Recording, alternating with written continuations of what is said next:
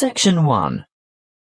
You will hear a conversation between a client and a flight centre agent about making changes to an airline booking.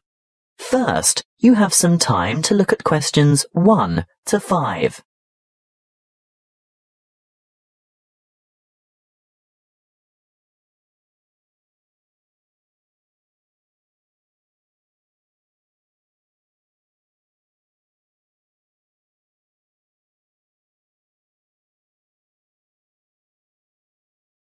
Now we shall begin. You should answer the questions as you listen, because you will not hear the recording a second time. Listen carefully and answer questions 1 to 5. Good morning, Mrs. Gray. This is Bert Stock speaking from Finnegan's Flight Centre. I can now confirm your flight to Singapore. Oh, good. No problems, I hope? No, everything is in order. So we got the dates we wanted? Yes, leaving from Hong Kong on the 25th of July and arriving in Singapore later the same day. How long does the flight last? Oh, about 3 hours 40 minutes. So we'd get there at... 9:45. In the evening? No, 9:45 a.m. But that means we'd be leaving at... Your flight leaves Hong Kong at 6:05 a.m. So we'd have to check in an hour before that? Mrs. Gray, check-in closes 60 minutes before your scheduled departure. If you arrive after check-in has closed, you will not be able to board the flight, and you may forfeit your entire fare. I would strongly recommend that you arrive at the check-in counter at least 120 minutes before your departure time. So you're saying we should be at the airport no later than 4:05 a.m? That's correct. But we'd have to get up in the middle of the night to arrive by that time. Can't we get a later flight? Not on July 25th. Now, there is a later flight on certain weekdays, but not at the weekend. Well, we must go with what we've got then, because we're not at all flexible on the dates because of work commitments. Can I confirm that you want to return on August 7th? Yes, that's the idea. Flight VQ239 will depart from Singapore at 9:20 a.m. on August 7th. Oh, that's a much more civilized time. Tell me, the time zone is the same, isn't it? We don't gain or lose an hour along the way. There's no change in the time zone, so you can expect to be back at around 1 p.m. Does that suit you? Oh, absolutely. I'll have time to unpack before dinner. We're expecting to meet friends at the new seafood restaurant at 8 o'clock. Before you hear the rest of the conversation, you have some time to look at questions 6 to 10.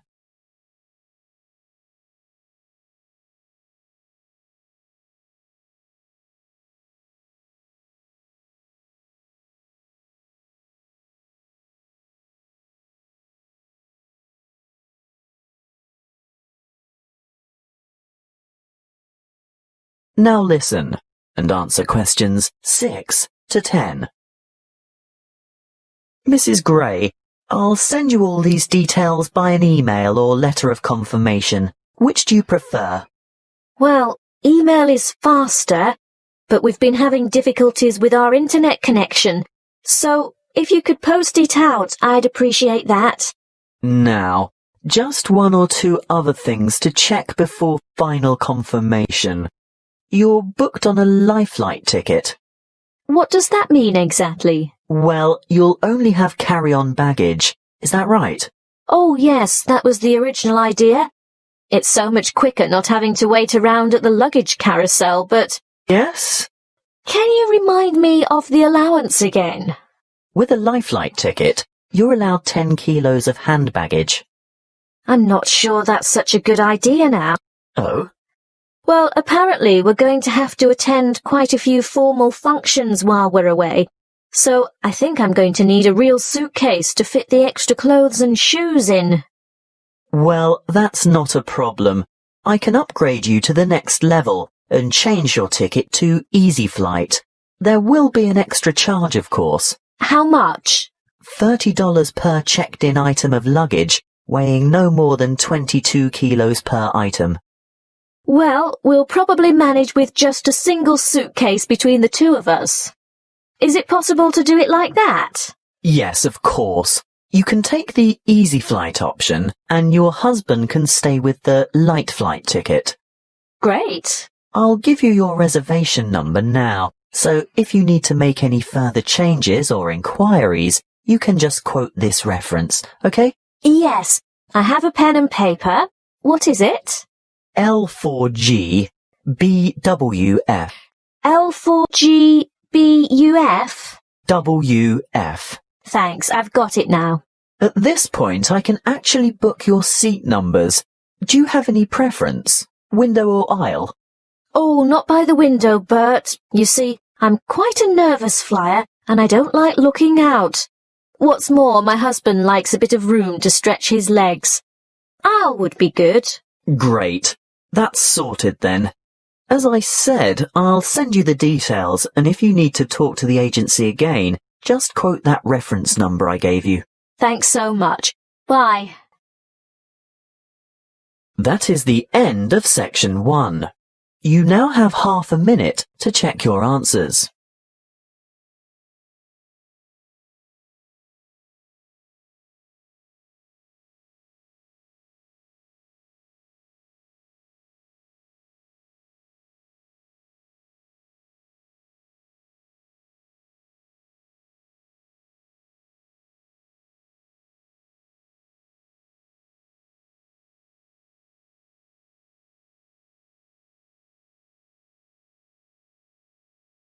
Now turn to section 2. Section 2. You will hear the public relations officer from the council reviewing events that were hosted by the town in the previous year. First, you have some time to look at questions 11 to 16.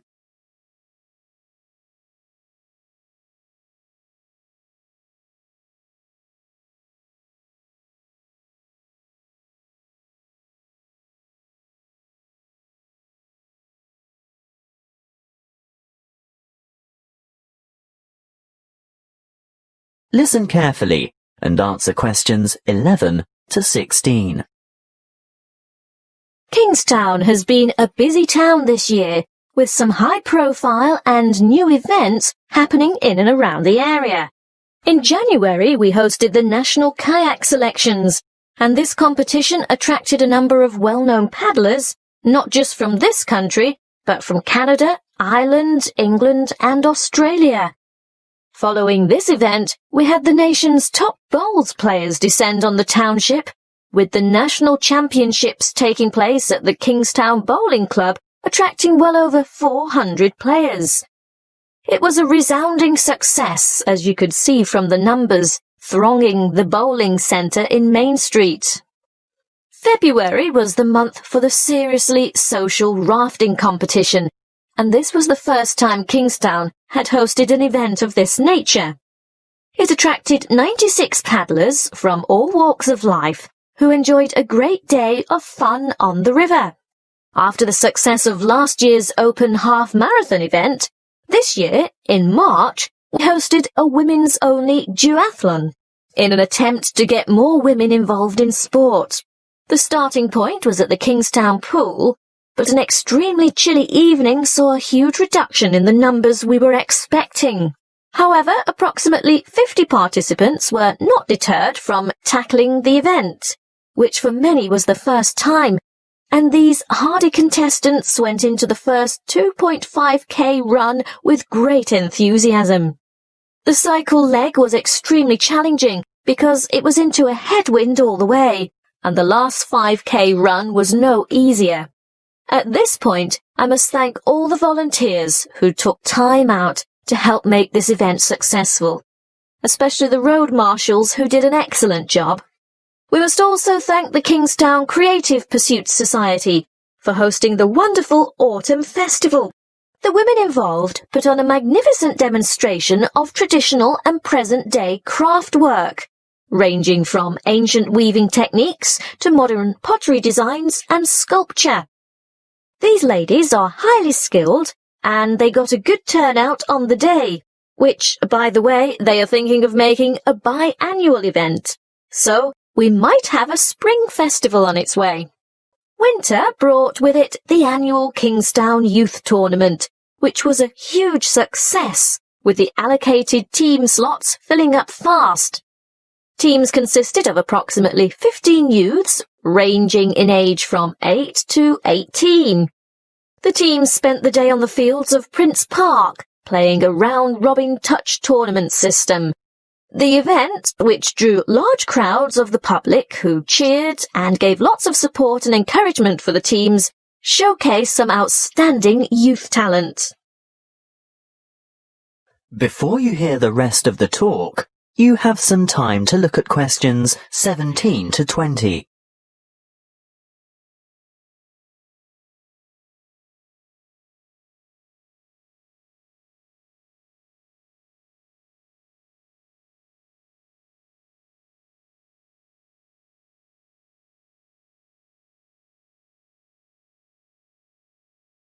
Now listen and answer questions 17 to 20. Now, what's coming up for the school holidays? Well, the town council has several plans lined up to keep the kids busy. Let's get straight into it. Programme 1, which will take place around the Prince Park area, has a sports agenda and will have participants engaged in a variety of sporting activities such as tennis, athletics, football and swimming. Programme 2 is for the somewhat less active and more creative children. They will do most of their activities in and around the Lord Hall area. These will consist of cooking, craft, dance and hairstyling. You'd be surprised at the number of children who leap at the chance to learn to cook, not to mention the other activities. The hall will be positively buzzing, I can tell you. This is a great chance for your children to learn a new skill or brush up on one that they're already crazy about. Programme 3 is for the more adventurous children. Because of this, we do insist on a minimum age limit of 11 years old. The Duke Recreational Area has been set aside for this programme. Expect your youngsters to learn a lot about leadership and teamwork as they accomplish some of their missions. They'll engage in activities such as skateboarding, rafting, orienteering, mountain biking and trekking. Well, thank you for your attention. If you have any questions, please feel free to ask. That is the end of section 2. You now have half a minute to check your answers.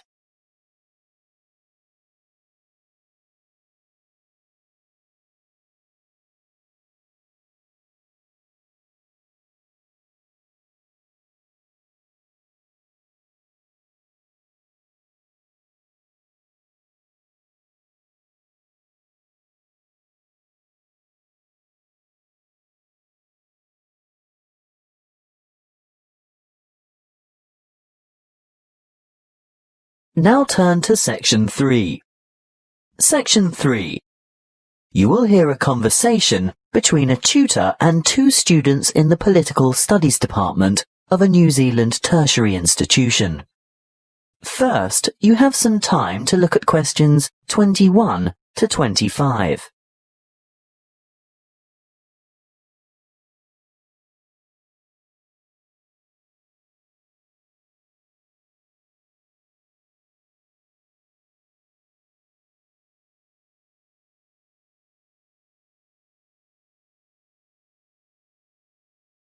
Listen carefully and answer questions 21 to 25. Good morning. Now, you've come to discuss how our Parliament works. Is that right?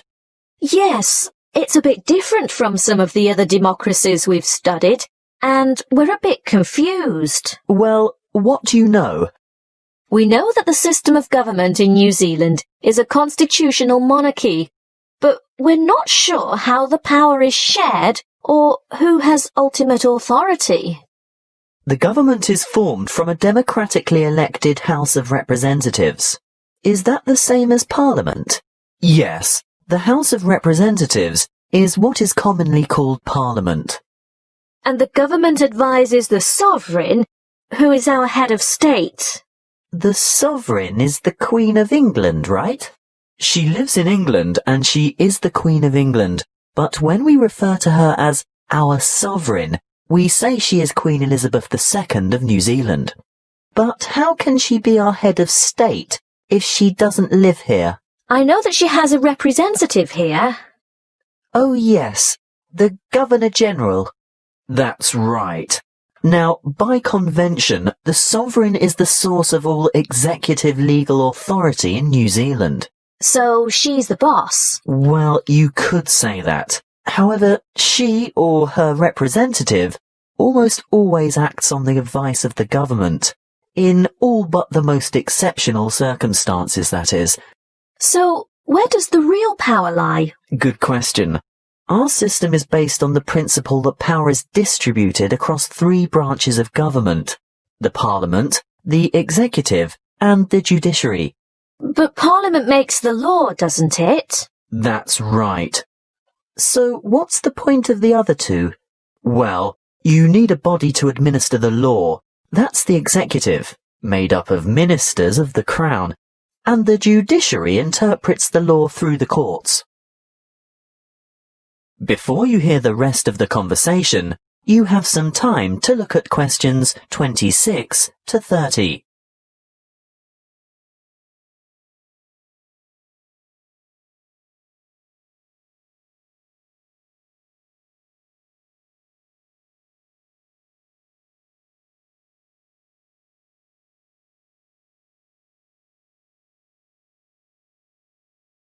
Now listen and answer questions 26 to 30. When I'm watching American legal programs on TV, I always hear people talking about the Constitution and how something is unconstitutional. What exactly is a constitution? It's a document outlining the basic laws or principles by which a country is governed. Do we have one? No. This would actually make a good topic for next semester's debate. There's quite a bit of controversy over that particular issue. New Zealand has no single written constitution or any form of law that is higher than the laws passed in Parliament. OK, I think I've got that. The rules about how our system of government works are all contained in the laws that have been passed by Parliament? Those laws are called Acts of Parliament. But there are also other documents issued under the authority of the Queen and some relevant UK Acts of Parliament. Really? But it's all written down, right? Not exactly. There are several unwritten constitutional conventions as well. I can see why this would make a good topic for debate. Altogether, though, our system is quite simple because our Parliament is unicameral. What does that mean? It means there is just one chamber, the House of Representatives, and there is no upper house. I see. By upper house you mean a second house, like a Senate? In the American model, yes, but the British have a House of Lords as their upper house, don't they? Yes, but the Lords don't have to be elected. But we have elections every 3 years to elect our people's representatives. Yes, and the electoral system is called proportional representation. A lot of democracies have quite different voting systems. Why is ours called MMP? That stands for Mixed Member Proportional Representation. So that's why each elector has 2 votes. Exactly. One for a local member of Parliament for the particular electoral district you live in, and one for a preferred political party. So that's where the proportional part of it comes in. Political parties are represented in Parliament in proportion to the share of votes each party has won in the party vote in the general election. Any more questions? No, not at this stage. Thank you for your time today. OK. See you in class tomorrow. Bye. That is the end of section 3. You now have half a minute to check your answers.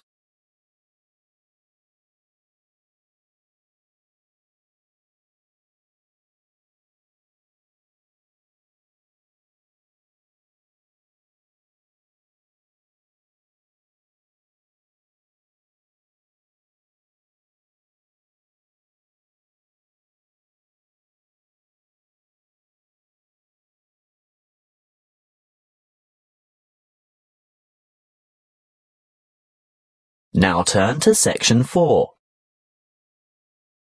Section 4.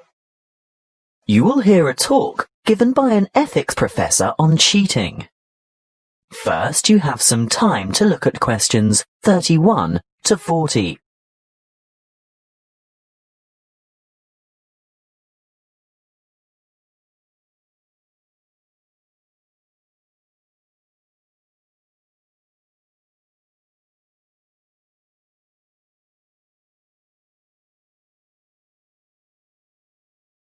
Listen carefully and answer questions 31 to 40. First of all, I would like to thank you for enrolling in this optional ethics course. For some time now, I've been pushing to have it made compulsory for all first-year university students, and you'll soon see why. Today's topic is cheating. For as long as there have been tests, assignments and examinations, there has been cheating of some form or another. How do we define cheating? Well, quite simply, some say it's a violation of the regulations. But what is that set of laws? Who composed them? And are they reasonable? Interestingly, a survey of Year 7 to 12 students last year showed that over a third of them cheated by cell phone during a test. Some by texting answers, and a much smaller percentage by searching the internet. Over half, yes, over half of the survey's participants admitted to cheating of some kind. But, and this is the thing, many of the students didn't even acknowledge web-based cheating as cheating at all. Most thought that phone cheating or downloading a paper off the net was nothing other than a minor offence. So what's the implication? If it's not a serious offence, is it acceptable? We live in a digital age where learning is all about sharing information. And, let's face it, students today have seen so many instances of music, videos, images and text copied online without rightful recognition given as to their origin that I'm not sure whether you even fully understand the concept of plagiarism. But we can't blame the digital age alone. I know that ours is a high-stakes education system. By that I mean there is a great deal to be won or lost by a good or bad grade. If we scrutinise the system, we may well affirm that cheating isn't really dishonest. It's merely a survival skill. For many teachers and students, it's the product that counts, not the process. By process, I mean the way it is produced. You see, when learning becomes nothing more than information sharing, knowledge or data aren't figured out and understood. They're just retrieved and passed on. How much is actually absorbed? When we discuss cheating, we must look at the educational environment as well as the morality, or lack of it. Researchers have found that environments conducive to cheating are those where the focus is wrong.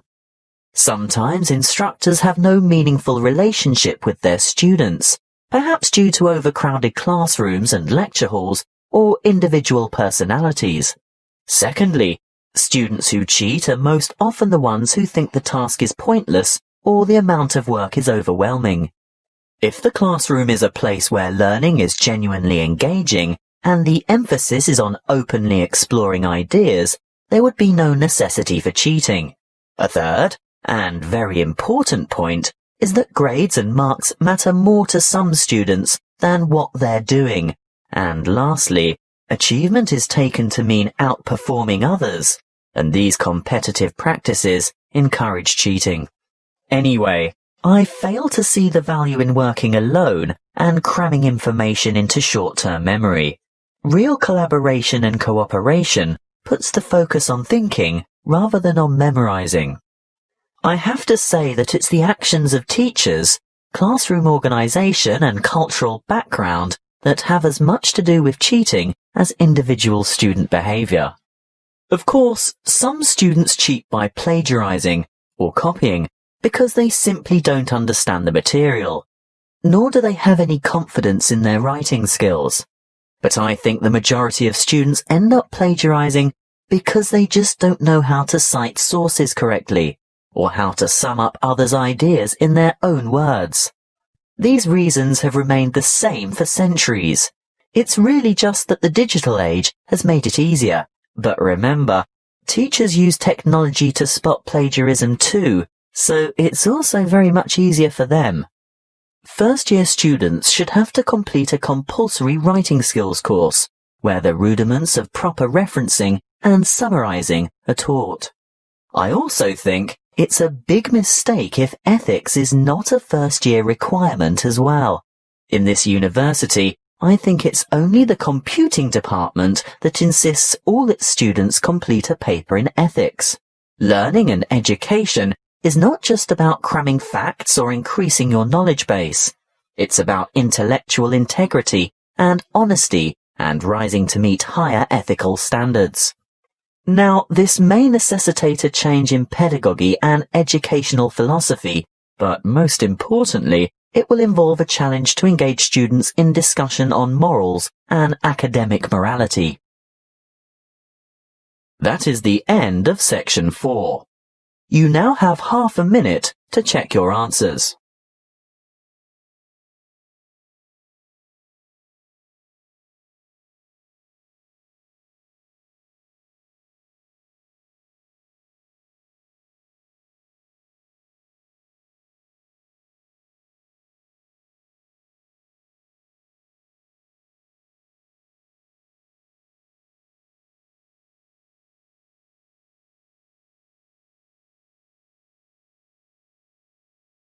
That is the end of the listening test. You now have 10 minutes to transfer your answers to the listening answer sheet.